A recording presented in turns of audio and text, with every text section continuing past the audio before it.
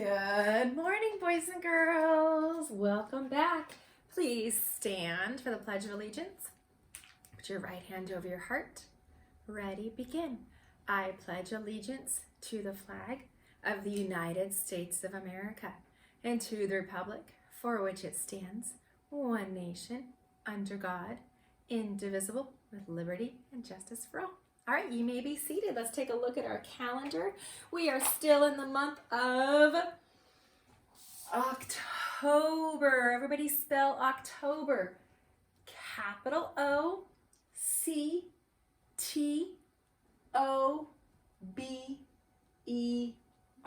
Very good. And we are in the month of October. The year is 2020. Yesterday was October 21st. So we're using our ordinal numbers. That means today is October 22nd, and it is Thursday. So let's put all of that together. Boys and girls, what is the date? Very good. Did you say the date is Thursday, October 22nd? 2020. That's what you said. Mwah. Kiss your brain. Great job. All right, let's sing our Days of the Week song. Ready? 1, 2, 3. Sing with me. Sunday, Monday, Tuesday, Wednesday, Thursday, Friday, Saturday. There are 7 days in the week. Very good, boys and girls. All right, let's do our 5 little pumpkin song this morning.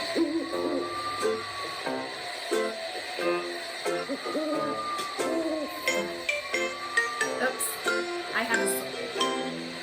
There we go. 5 little pumpkins sitting on a gate. The first one says, "Oh my, it's getting late." The second one said, "There are witches in the air." The third one said, "But we don't care." The fourth one said, "Let's run and run and run." The fifth one said, "We're ready for some fun." Then ooh went the wind and out went the lights, and the 5 little pumpkins rolled out of sight. Excellent. Good job, boys and girls. All right, let's do our weather. Boys and girls, read the question with me. What is the weather? Okay, let's answer. For me, the weather hasn't changed. It's been the same. It got a little bit sunny yesterday afternoon, but it is still foggy and cool this morning. So today's weather is foggy and cool. Remember that the weather is different in different parts of the United States, in fact, different parts of the world. So if it's a little different where you live, go ahead and let me know what the weather is like in the chat bar or in the comments below. Please use a complete sentence for me. The season, though, the season is not going to change. The season is still, what season are we in? Fall. Fall and autumn are synonyms. They mean the same thing. So boys and girls, we are in the season of fall. The seasons won't change until December. So remember, the weather's changing every day. It's changing from place to place. The seasons won't change until the moon changes. All right, let's count how many days have we been in school. Yesterday was the 42nd day of school. That means we had been in school for 42 days. So now we're going to take one more stick and we're going to add it to the ones place. Very good. Now we're going to take down this numeral. And what numeral am I looking for now? Yeah, I'm looking for a 3 because now I have 3 sticks in the ones place. So I'm going to take my numeral 3 and put it in the ones place. Very good. Let's count together to 43. Ready? 1, 2, 3. Count with me. 10. Very good. 20. 30, 40. Excellent. 4 groups of 10 is equal to the number 40, or 4 times 10 is 40. So this 4, because it's in the tens place, it's not a 4. It's a 40, okay? Now let's add our ones. 41, 42, 43. That's our number of the day. Cannot believe we've been in distance learning for 43 days. That's a long time. So if we added our tens plus our ones, we would add 40 plus 3 would make 43. Very good. All right, let's look at our question of the day. Let's find a good one. Let's see. Ooh, this is a hard one. We haven't done rounding yet. So rounding means that it's a little bit like estimating. We're going to look at this case. It says we round to the nearest 100.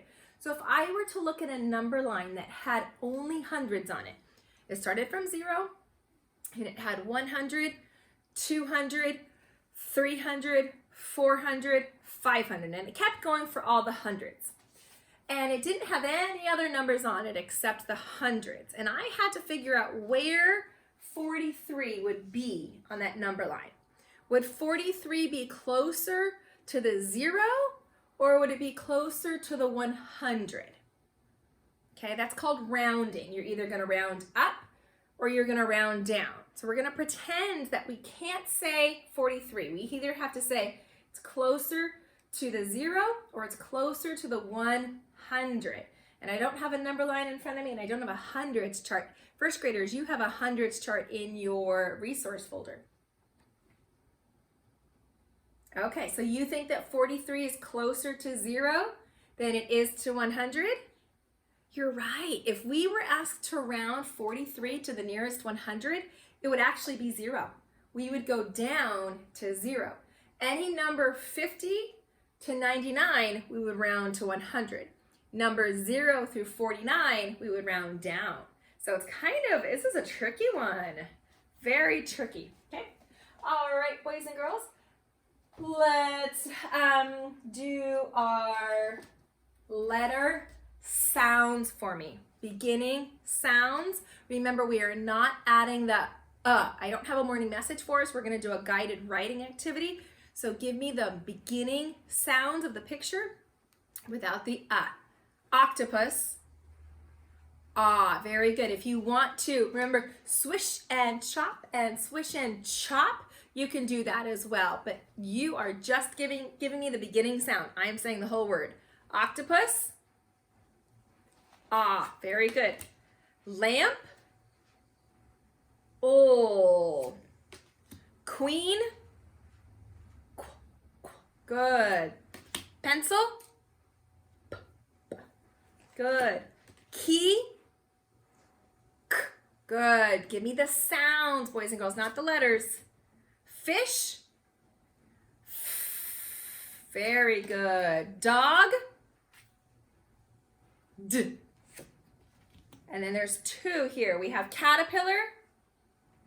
K. Circle. S. Good. Balloon. B. Very good. Turtle. T. Excellent. 2 sounds. Guitar. G. Very good. Giraffe. J. Excellent. Hat.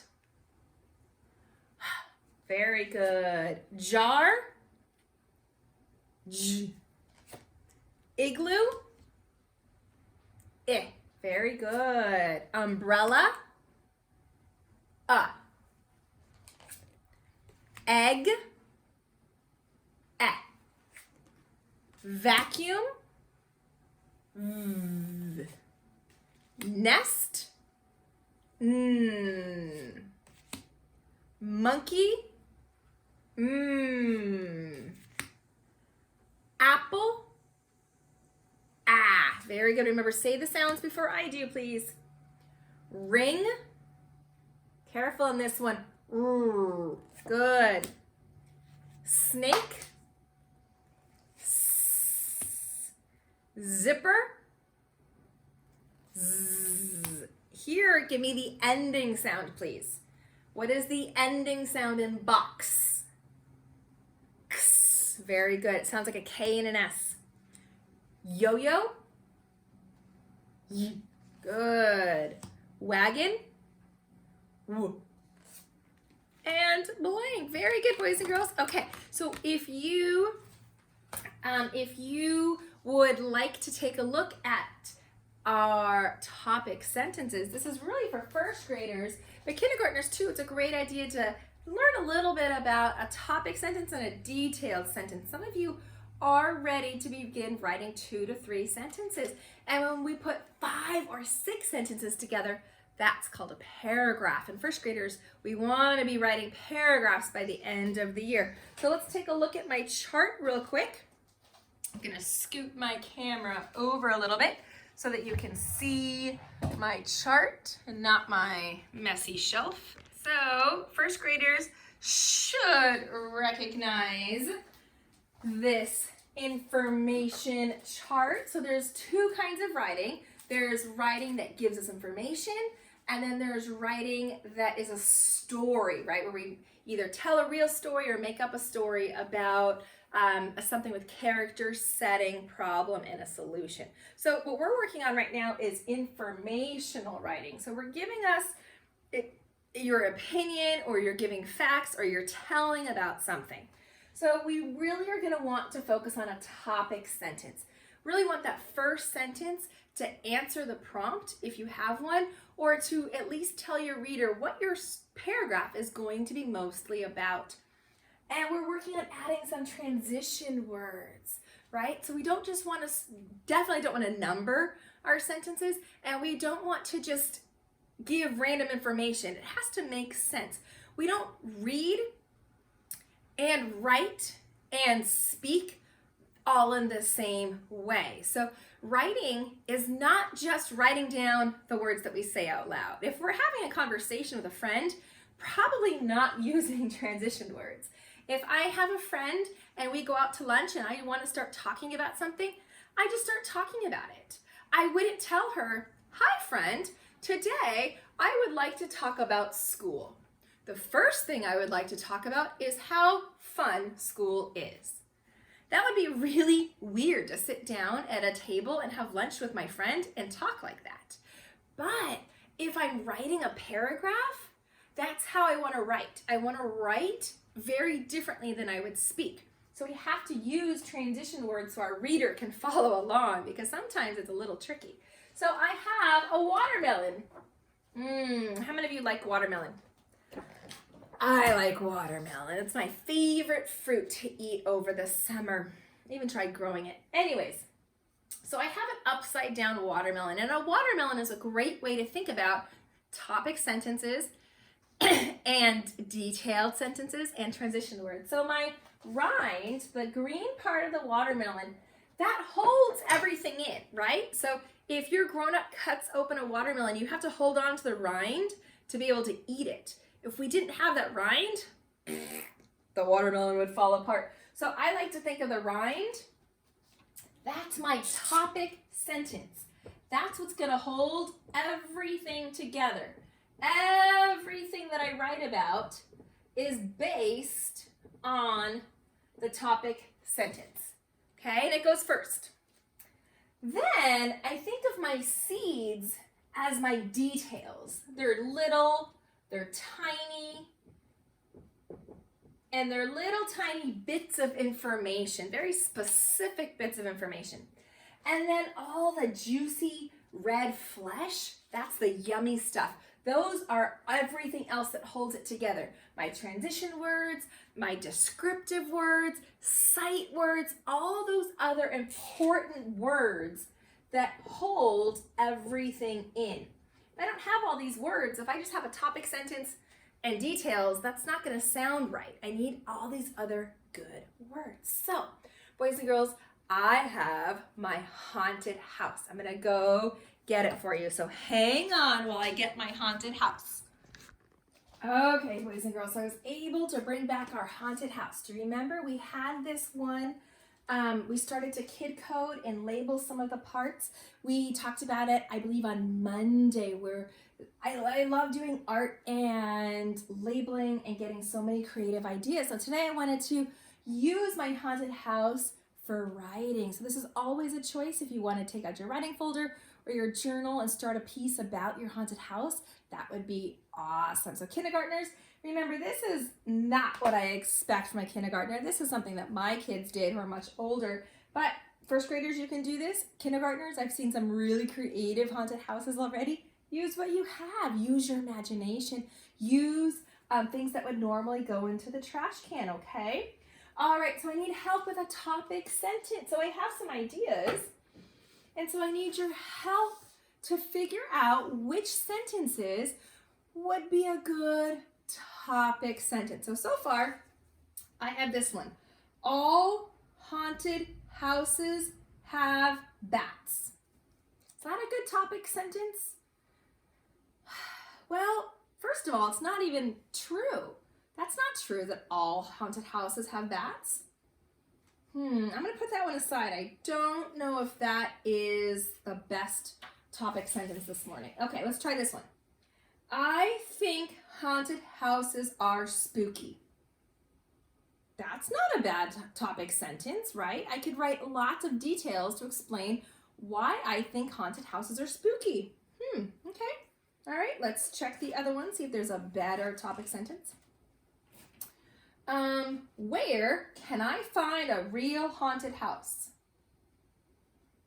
Okay, well, typically we don't have a question as a topic sentence because right now we're focusing on informational writing. So I can see why somebody might start with a question, but for this type of writing, I think it's best to start with a telling sentence. So I could change it to, I know where to find a haunted house. But starting with a question is not our best bet right now. Okay, let's look at this one. I see 4 spiders in a haunted house. Well, that's a detail. That's a very specific detail to count out 4 spiders. So this would be a good detail, but it's not a good topic sentence. I think I want to start with this one. I think haunted houses are spooky. So I'm going to go ahead and tape this right on top of my watermelon. In fact, actually, I think I'm going to erase my watermelon. And I'm going to start with this sentence at the top of my paper. So if you wanted to follow along and write your own topic sentence about this haunted house, that would be awesome. Okay, I think haunted houses are spooky. All right.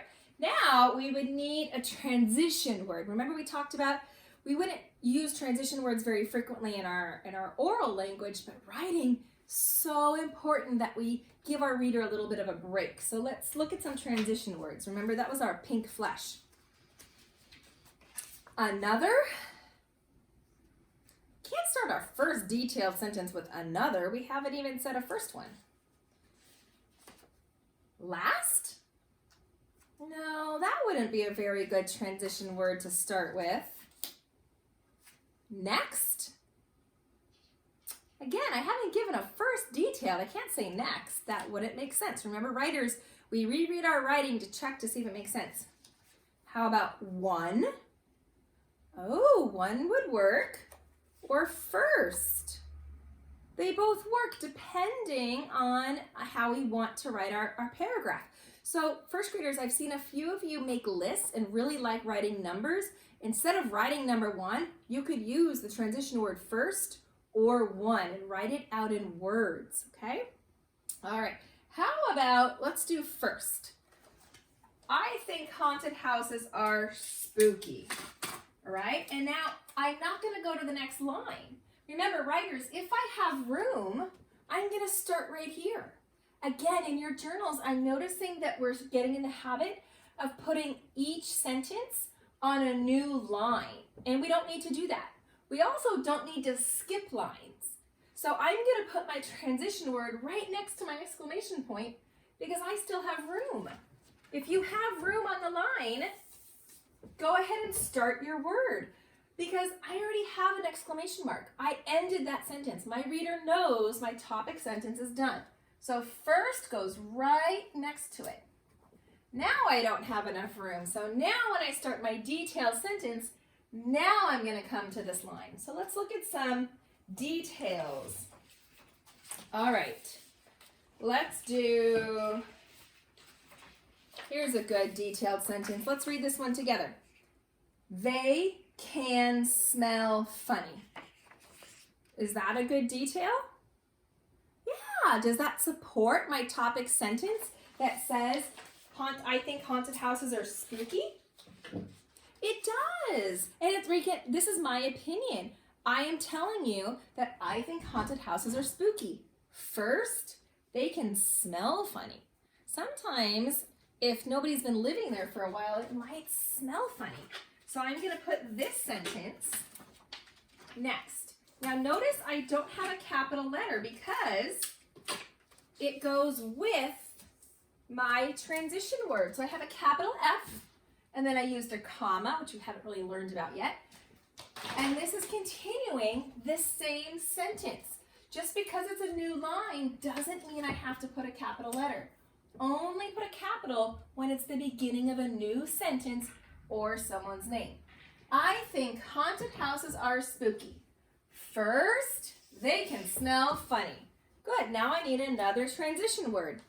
Can I add one? No, that wouldn't make sense because I already have my first one. How about the word next? Next would work, very good. How about last, would that work? No. What about another?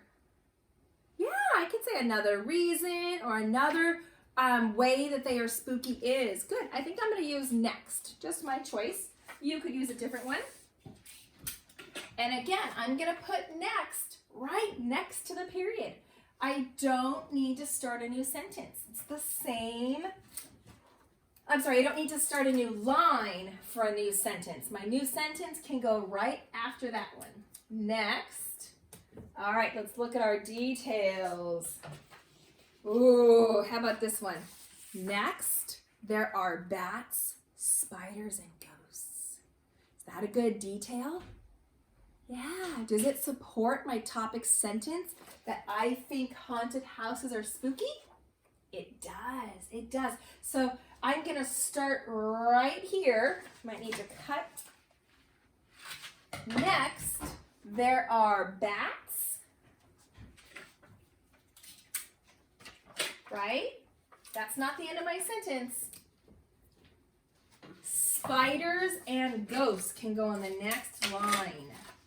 Because we're working on a paragraph. I'm not making a grocery list. All right, and here's my period. Okay, now most of us are just there, 3 sentences. Okay, first graders, that's 2 to 3 sentences is where we're at. But if we wanted to add another detail, could I put this one last? Yeah, last. Oops, where'd my tape go? Last, Mrs. Amico can't find her tape. If you wanted to challenge yourself and try to do 3 details, that's such a great thing. By the end of the year, we're going to be there. Last, sometimes they are covered in webs.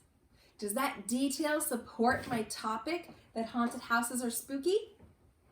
Yeah, it does. It does. But I don't know if it's going to fit, so I might need to cut my sentence strip. Okay, so you're going to do the same thing, except you're not writing on sentence strips. You would be writing on your paper. So if you have room on the line, keep going. Last, sometimes they are covered in webs.